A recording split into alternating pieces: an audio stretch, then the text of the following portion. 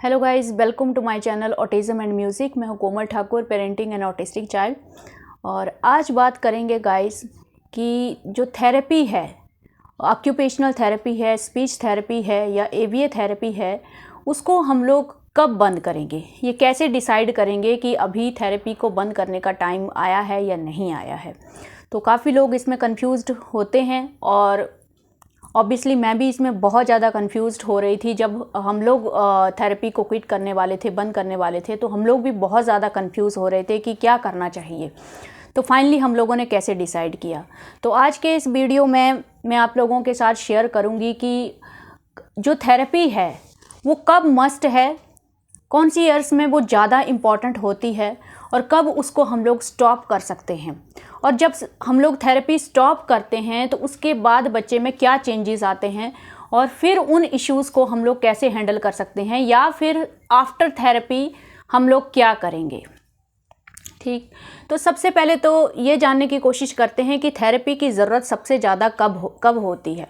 तो बहुत बार आपने पढ़ा होगा, सुना होगा, अर्ली इंटरवेंशन इन ऑटिज़म, जिसके रिजल्ट्स बेस्ट होते हैं। जितना अर्ली एज में आप थेरेपी स्टार्ट करते हैं उतने ही बच्चे का जो बिहेवियर है या जो सेंसरी इश्यूज़ हैं या जो सिम्टम्स हैं वो जल्दी से मतलब फास्ट वो इम्प्रूव हो सकते हैं, रिड्यूस हो सकते हैं।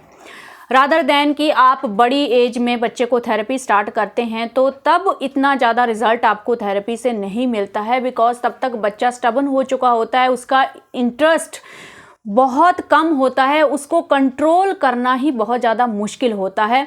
और तब तक बिना थेरेपी के बच्चा इतना ज़्यादा वायलेंट बिहेवियर उसका हो जाता है कि आप उसको एक्टिविटीज़ करा ही नहीं पाओगे गाइस। और वो खुद के जो ऑटिज़म का दूसरा मीनिंग है कि खुद में ही लॉस्ट रहना, तो वो वाला बिहेवियर उसका काफ़ी हद तक बढ़ जाता है। तो वो आउटर वर्ल्ड से कनेक्ट करने की कोशिश ही नहीं करता है उस टाइम पे।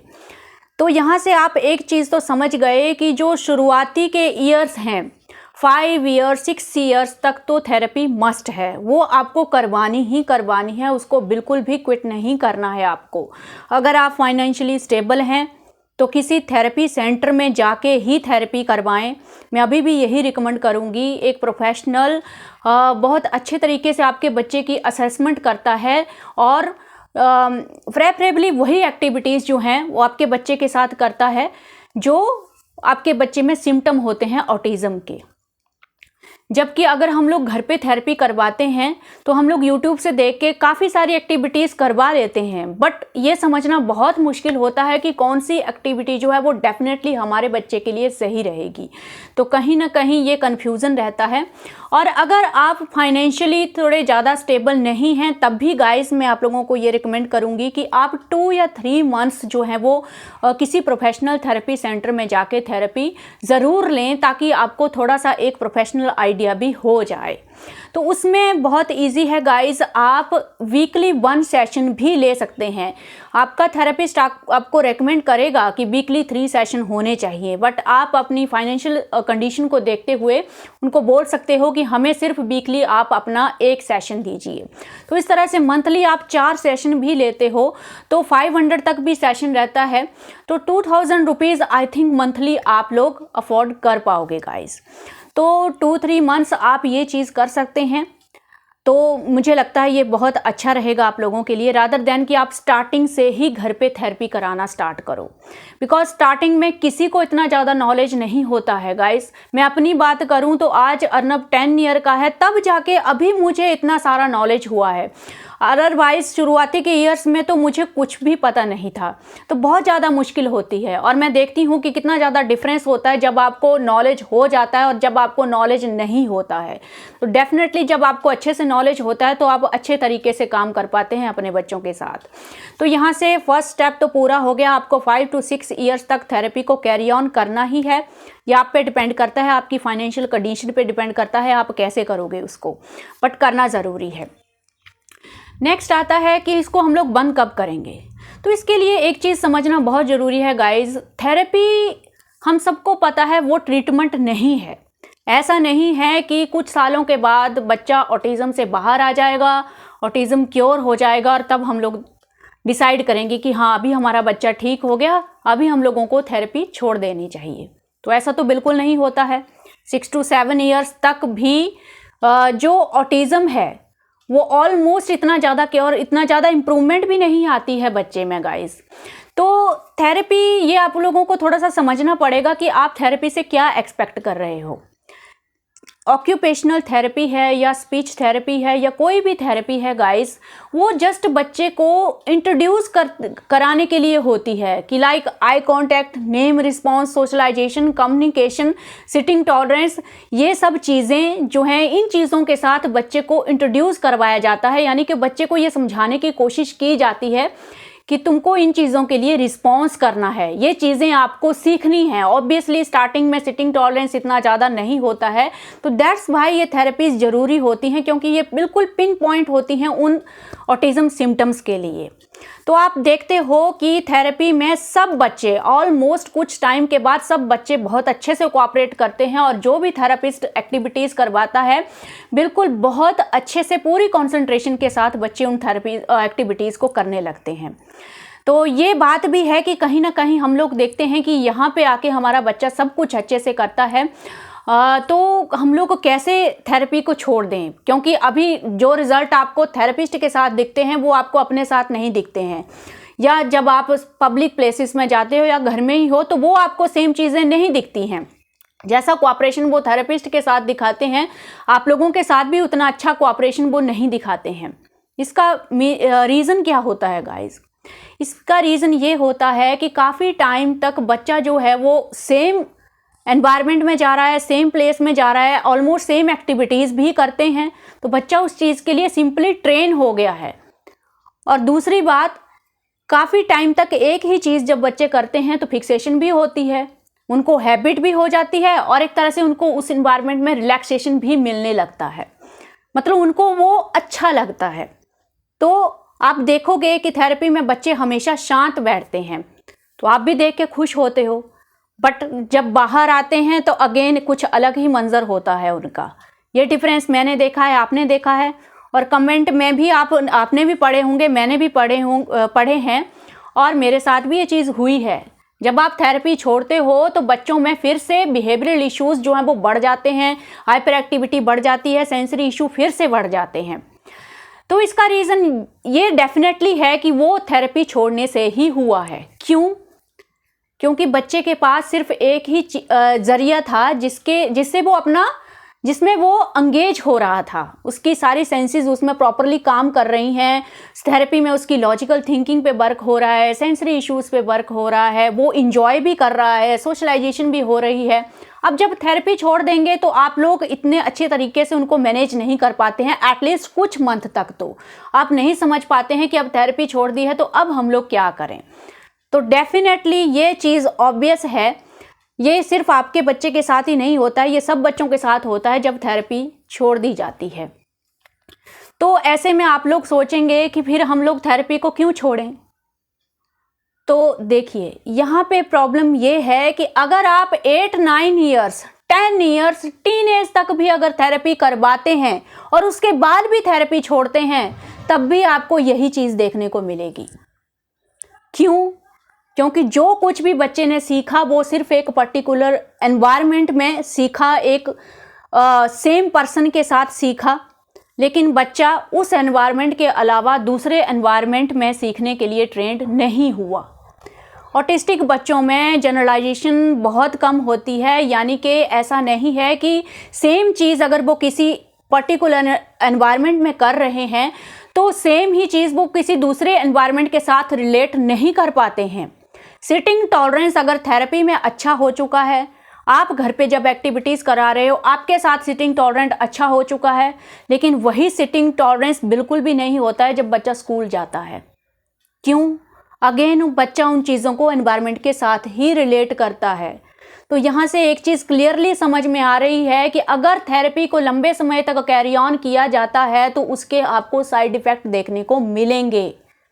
एक तो साइकिक सा इफ़ेक्ट रहता है दिमाग में कि हाँ बच्चा थेरेपी में बहुत अच्छा कर रहा है, हमारा बच्चा इम्प्रूव हो रहा है, तो बहुत अच्छी अंदर से एक पॉजिटिविटी सी आती रहती है, जिसकी वजह से हम लोग थेरेपी को क्विट करने से डरने लगते हैं, जो मेरे साथ हुआ। जब 7 ईयर के बाद हम लोगों ने सोचा कि अब थेरेपी छोड़ देनी चाहिए, बिकॉज एक टाइम ऐसा ज़रूर आता है जब आपका दिमाग एक साइड पे बोलता है कि अब क्विट कर देना चाहिए, अब कुछ ज़्यादा फ़ायदा नहीं है, और दूसरा दिमाग आपको ये बोलता है कि नहीं, यही ट्रीटमेंट है ओनली, अगर यही छोड़ देंगे, बच्चा भी पूरा रिकवर नहीं हुआ है, तो मुझे लगता है ये गलत काम होगा। इसीलिए तो कमेंट में आप लोग कितने ज़्यादा कंफ्यूज रहते हैं, और खुद मैं भी कंफ्यूज थी, बट मैंने वो स्टेज पार कर ली है, और मुझे लगता है कि यही बेटर एज है। 6 to 7 ईयर्स तक आपको जो है वो थेरेपी क्विट कर देनी चाहिए। क्यों कर देनी चाहिए? उसके बाद बच्चे को थेरेपी का जो हैबिट है वो छूटना चाहिए गाइस। उसके बाद बच्चे को सीखना होगा कि मुझे स्कूल जाना है, मुझे जो सोशलाइजेशन है वो सीखनी है, मुझे स्कूल सोशलाइजेशन घर में या कहीं भी वो चीज़ें अप्लाई करनी है, लोगों के साथ मुझे कम्युनिकेशन करना है, लोगों के साथ कैसे काम करते हैं, बाहर पब्लिक प्लेसेस पे कैसे बिहेव करते हैं, ये सब चीज़ें फिर बच्चे को सीखनी हैं। और आपको भी ये चीज़ तभी ज़्यादा आप इन चीज़ों पे काम करते हो जब आपको लगता है कि अब थेरेपी नहीं है, अब थेरेपी हम लोगों ने छोड़ दी है, और हम लोगों को सारी कमांड जो है वो खुद लेनी होगी और खुद से बच्चे को ट्रेन करना होगा। वही तभी आपको बेटर रिजल्ट मिलेंगे। जब जो ट्रेनिंग बच्चे ने थेरेपी में ली, बच्चा थेरेपी में कहीं ना कहीं उन चीज़ों से इंट्रोड्यूस हो चुका है, communication, socialisation, eye contact, name, response, ये सब चीज़ों से वो इंट्रोड्यूस हो चुका है, ठीक है। लेकिन वो ट्रेनिंग जो उसको थेरेपी में दी गई है, अब उसको प्रैक्टिकली उसको सीखना है डिफरेंट एनवायरनमेंट में। तो वो तो तभी होगा ना जब आप थेरेपी को क्विट करेंगे, और डेफिनेटली जब क्विट करेंगे तो बच्चा जो है वो कुछ टाइम के लिए अनस्टेबल हो जाता है, काफ़ी सारी प्रॉब्लम्स आती हैं, आप थोड़ा डरने लगते हो, लेकिन घबराने की ज़रूरत बिल्कुल नहीं होती है। फिर आप लोगों को भी ये चीज़ समझ में आती है कि अब मुझे इसको कुछ अलग तरीके से एंगेज करना पड़ेगा, जिसके लिए स्कूल या स्पेशल एजुकेशन, अगर आपको कैरी ऑन करना है आगे, तो बजाय थेरेपी के, अगर आपको लग रहा है कि बच्चा स्कूल में एडजस्ट नहीं हो रहा है या प्रॉब्लम आ रही है, जो कि डेफिनेटली स्कूलिंग में आती ही है, तो मेरे हिसाब से आप स्पेशल एजुकेशन जो है बच्चे की वो कैरी ऑन कीजिए। अगर आप फाइनेंशियली स्टेबल हैं तो स्पेशल एजुकेशन आप जितना मर्जी चाहे तब तक जो है वो कैरी ऑन कर सकते हैं, बिकॉज स्पेशल एजुकेशन से कहीं ना कहीं बच्चे का जो लैंग्वेज है, बच्चे का जो नॉलेज है, लॉजिकल थिंकिंग है, उसमें हेल्प होती है। तो अगर कैरी ऑन करना है तो आप स्पेशल एजुकेशन कीजिए बजाय ओटी या स्पीच थेरेपी के। स्पीच थेरेपी भी अगेन गाइस वीकली 1 या 2 सेशन होते हैं, और ऐसा नहीं है कि बच्चा अपनी पूरी की पूरी लैंग्वेज या स्पीच जितना भी सीखा है वो सिर्फ उस थेरेपी सेशन में ही डेवलप करता है। नो, वो जस्ट एक ज़रिया होता है कि जैसे आपको पता चलता है कि हाँ, ऑटिस्टिक बच्चों को विजुअल से ज़्यादा हेल्प होती है, किस तरह से उनको आई कांटेक्ट दे के, वो आई कांटेक्ट को श्योर करके हम लोगों को कम्युनिकेट करना होता है, इनको टाइम लगता है किसी चीज़ को प्रोसेस करने में, इंफॉर्मेशन को, तो किस तरह से वो सारी चीज़ें आप उस थेरेपी सेंटर में सीखते हो, जाके करना आप ही लोगों को है। जो भी लैंग्वेज आगे डेवलप होगी वो उसी पे डिपेंड करेगी जो आप सिखाओगे उसको। तो इसीलिए ये बात है गाइस, यहाँ पे इस चीज़ से भी आप लोग डरते हो कि हम लोग स्कूल में कैसे डालेंगे, बच्चा जो है वो बिल्कुल स्टेबल नहीं है, सिटिंग टॉलरेंस नहीं है, तो क्यों नहीं डालोगे? वही चीज़ है ना, थेरेपी सेंटर में वो बैठ रहा है, आपके साथ पूरी एक्टिविटीज़ कर रहा है। स्कूल में इसीलिए नहीं बैठते हैं ना, क्योंकि स्कूल में बच्चे को ट्रेनिंग ही नहीं मिली, और जैसे ही बच्चा 1-2 महीने स्कूल में जाता है, एनवायरनमेंट मतलब आप लोगों के लिए थोड़ा सा पैनिक सिचुएशन हो जाती है, और आप लोग कमेंट करते हो कि बिल्कुल नहीं बैठ रहा है, ये हो रहा है, वो हो रहा है। क्या ये चीज़ ऑब्वियस नहीं है गाइस? आप खुद सोचो, ये कुछ भी नया नहीं है, ये कुछ भी ऐसा नहीं है जो आपने एक्सपेक्ट नहीं किया था, ये कुछ ऐसा है जो होना ही है। जब भी आप बच्चे को स्कूल में डालोगे उसको प्रॉब्लम आएगी ही आएगी। कुछ बच्चों को प्रॉब्लम नहीं आती है, जैसे जो कि लॉस्टिंग ज़्यादा मतलब प्रेफर करते हैं, मतलब ज़्यादा बिल्कुल भी नहीं, मतलब जो हाइपर एक्टिव नहीं होते हैं, मेनली वो बच्चे जो हैं वो चुपचाप बैठे रहते हैं, बट अगेन वो करते कुछ नहीं है, कुछ रिस्पॉन्स नहीं करते हैं, लेकिन वो उनका ये है कि वो बैठे रहते हैं। तो स्कूल से कोई कंप्लेंट भी नहीं आती है, और पेरेंट्स भी पेरेंट्स को भी लगता है कि स्कूल में बच्चा जा रहा है तो वो फुल डे बच्चे को बिठा के रखते हैं, कोई प्रॉब्लम नहीं आती है। हालांकि वो एक डेंजरस सिचुएशन है, मैं पहले भी बता चुकी हूँ कि उस सिचुएशन में बिल्कुल भी होल डे जो है वो स्कूलिंग कैरी ऑन नहीं करनी चाहिए। पूरा दिन बच्चे लॉस्ट रहते हैं, किसी चीज़ पे रिस्पॉन्स नहीं करते हैं। इवन 6 to 7 क्लास में पहुँच जाएंगे और कुछ भी नहीं सीखेंगे, अल्फ़ाबेट कुछ भी नहीं आएगा उनको, बस वो स्कूल में जाके चुपचाप एक जगह पे बैठे रहते हैं। वही टाइम अगर आप लोगों ने स्पेशल एजुकेशन पे इन्वेस्ट किया होता, या बच्चा हाफ टाइम आपके साथ घर में रहेगा, तो घर में आप तो उसके साथ इंटरेक्ट करोगे, तो मुझे लगता है वो सिचुएशन से आपको बचना चाहिए। अगर अभी भी कुछ पेरेंट्स के बच्चे ऐसे पोजीशन में हैं तो आप इस चीज़ को समझ जाइए। अभी ये क्वेश्चन का आंसर भी करूँगी कि थेरेपी जब क्विट कर देते हैं तो उसके बाद हम लोगों को क्या करना चाहिए। या तो आप स्कूलिंग में डालो, अगर स्कूलिंग आप लोगों के लिए बिल्कुल भी मतलब आपने ट्राई कर लिया, मतलब 1 ईयर तक आपने ट्राई कर लिया, आप लोग बहुत पैनिक सिचुएशन में जा रहे हो, आप लोग मैनेज नहीं कर पा रहे हो, तो मुझे लगता है फिर होम स्कूलिंग बेस्ट ऑप्शन है। बट उसमें आपको किसी स्पेशल एजुकेटर की हेल्प लेनी पड़ेगी। अगर आप वेल एजुकेटेड हैं तो गाइज आप खुद करा सकते हैं बच्चे को, जैसे मैं करवा रही हूँ। अगर नहीं है तो स्पेशल एजुकेटर की हेल्प भी ले सकते हैं, या यूट्यूब में भी आपको स्पेशल एजुकेशन के ऊपर काफ़ी वीडियोज़ मिलते हैं, तो आप उस तरफ जाएँ। बीच में अगर बच्चे का कुछ इंटरेस्ट लगता है, बहुत सारी एक्टिविटीज़ हैं, स्विमिंग एक्टिविटीज़ हैं या सिंगिंग है या जो भी है, किसी भी चीज़ में थोड़ा सा ट्राई करने की कोशिश कीजिए। मतलब उसके बाद थेरेपी क्विट करने के बाद आपको चुपचाप नहीं बैठना है, आपको थेरेपी का कुछ ना कुछ अल्टरनेट जो है वो ढूंढना पड़ेगा, ताकि बच्चा जो है वो सेम टाइम जो वो थेरेपी में स्पेंड करता था वो कहीं और स्पेंड करे, लेकिन कुछ बच्चा उसमें सीखे। और घर पे जब भी आप थेरेपी छोड़ते हो तो बहुत ध्यान रखना है कि बच्चों को काफ़ी आपको एंगेज करने में मुश्किल भी आएगी, लेकिन आपको उनको एंगेज करना पड़ेगा। आपको भी घर में थेरेपी एक्टिविटीज़ जो आप ओटी सेंटर में करते थे गाइस, उनको आप ज़्यादा टाइम आपको भी घर पे नहीं करवानी है। कभी कभी आप करा लो अगर आपको लगता है, बट मेरे हिसाब से जो मेरा पर्सनल एक्सपीरियंस है वो ये है कि थेरेपी के बाद जब कुछ टाइम के लिए सेंसरी इश्यूज़ ज़्यादा बढ़ते हैं, बिहेवियरल इश्यूज़ ज़्यादा बढ़ते हैं, तो वो इसीलिए बढ़ते हैं क्योंकि बच्चा जो है वो रिलैक्स नहीं रह पाता है, खुद को एंगेज नहीं कर पाता है, और वो कहीं ना कहीं थेरेपी सेंटर को मिस करता है। क्योंकि मुझे भी पता है जब हम लोगों ने थेरेपी छोड़ी थी तो अर्नव थेरेपी सेंटर को बहुत मिस करता था। बीच बीच में उसको वो चीज़ याद आती थी, वो थेरेपी को बाउंसी बाउंसी बोलता था, बॉल पे बाउंस कराते थे तो उसने वही नाम रख दिया था। तो वो मुझे याद करवाता था कि बाउंसी बाउंसी नहीं गए, वहाँ जाना है। तो वो कहीं ना कहीं उनको वो उस चीज़ की याद आती है, थेरेपिस्ट के साथ भी एक रिलेशन सा बन जाता है।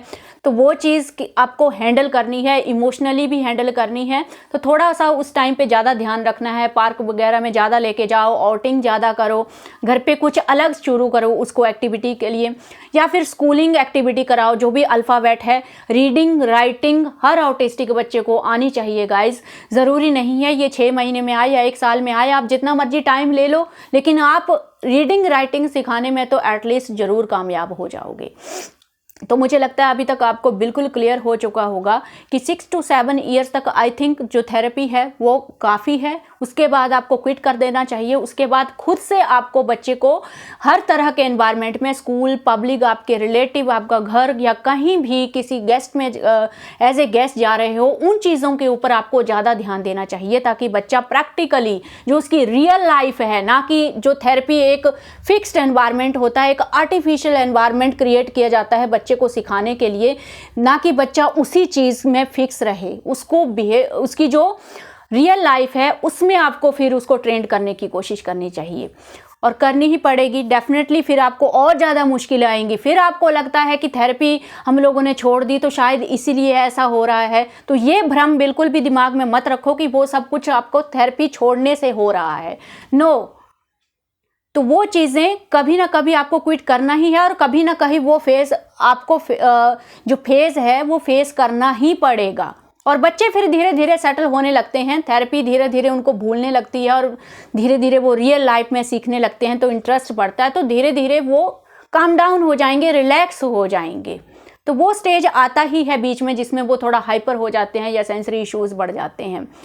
तो आई थिंक पूरी तरह से आपको क्लियर हो गया होगा। So thank you for today.